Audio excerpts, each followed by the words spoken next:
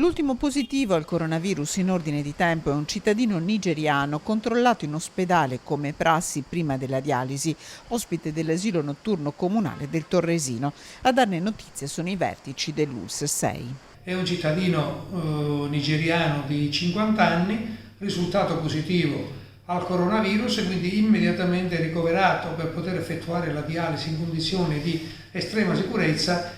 E oggi pomeriggio, abbiamo già cominciato stamattina e oggi pomeriggio completeremo i tamponi a tutti i compagni di camerata, non solo, ma anche a tutti coloro che frequentano l'asilo notturno. I risultati dei tamponi si conosceranno tra 24 ore, sia questi sia lo screening avviato tra i bambini e gli operatori del centro estivo ospitato a Mortise nel Parco delle Farfalle.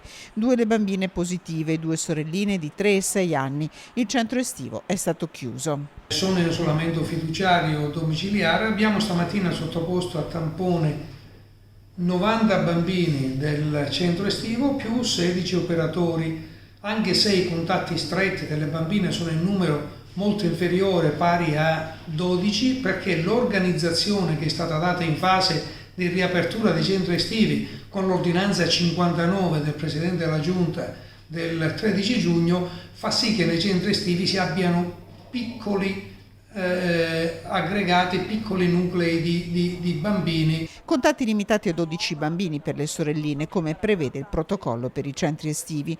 Tutti i locali sono stati sanificati in queste ore, una provincia che resta attentamente sorvegliata. Si tratta della gestione ordinaria di microfocolai che ci aspettavamo che in qualche modo riprendessero, visto che il virus continua a circolare.